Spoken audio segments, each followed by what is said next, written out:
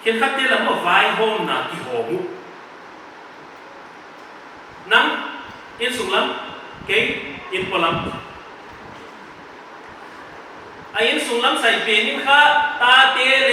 บางกิมินสุงใส่ดีอินปลัมใส่เป็นนิข้าอินปลัมอันเด็กส่งดิไว้นะยายบางเลอต่างพิทัวภาษาเตข้าอินปลัมอันเด็กส่งโนมีเตข้าอินสุลัมจีดันเดียวขัดไอ้ culture เลยห้องอิสมิน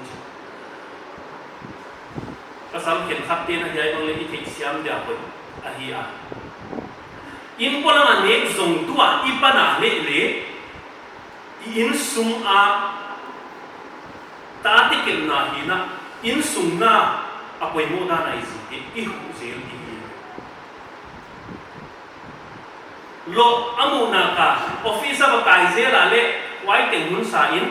ส่งอินพันเดียป่วยบ่ซาเปก้าอินก็จะข้ามาค่ะอินตุนเชียงอะไรจะขันว่าตะกอบมีเดียวอินส่งบางสิ่งกับวายบางหิงายาที่เลี้ยงเราจะข้ามาค่ะหลังออฟฟิศ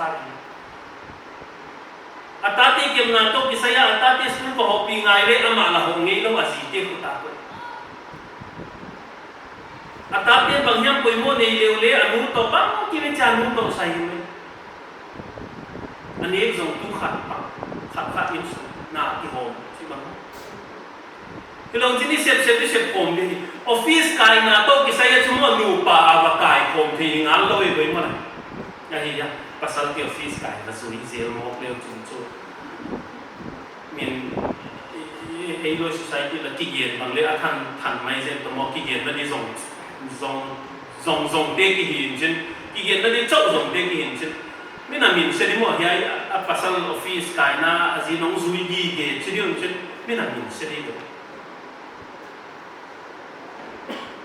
ไอ้กิเลสอาจจะออฟฟิศกายน่าภาษาภาษาเลยยัยพาเลยอาบังที่เหวหงภาษาต้องปีจีที่ออฟฟิศกายน่าภาษาอาให้เนี่ยให้อาข้าก็ปีตันโคมิเลยทุกครั้งอาจจะน่าภาษาเลยภาษาเลยนักการดันลงเทเลกวนเองดีเลยสายเนี่ยที่เย็นนั่นเดียวตั้มมาไม่ได้วายดันที่จู่อิเสพโคมเทฮิโลวินจินวายดันอีเกนนั่นเดียเลี้ยงตัดสมองอิเสพโคมเททิลเดียข้าเสพโคมเรื่องนี้ว่าจู่ขัดตายตัวจริงๆว่าที่นั่นตัวขัดเปลี่ยนใครจะมาพายเมกันตัวฮิวยาวที่ทางของบางมั่งนั่นเล่นนั่นเลยอีโมกวางน่ะตัวเด็กเสียช่วงเขาไปฮิเลอีปันโคมดิฮีไอตาที่คนหนาบางอาค่ะเขียนคัดเตียนอนุขุตาตัวอยู่สิ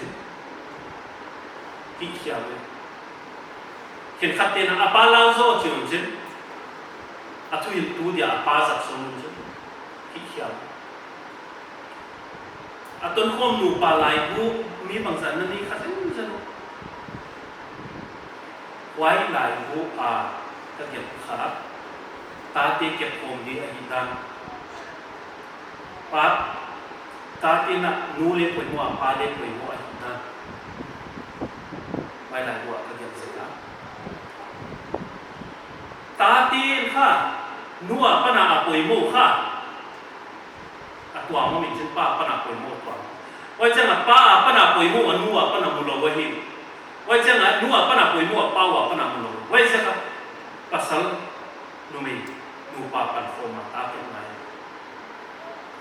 ตาเป็นอาขัดเป็นสิขลาอาขัดเป็นละเนี่ยปันเนี่ยโพลูชิโคค่ะนูปาปันโฟมาโซไว้จังอ่ะโมกวางนาค่ะอิเล็กโคมดิคิโลมินจินอีปันโคมนั่นดีเทลมินจินไว้จะปันโคมมาค่ะนาเซโคมนาทีตัวนี้ตาที่เก็บนั่นเราไม่ได้ใส่เย็นเด็กเราอีกชั้นนึงนะยายเราไม่ได้ใส่เย็นด่าดีอ่ะ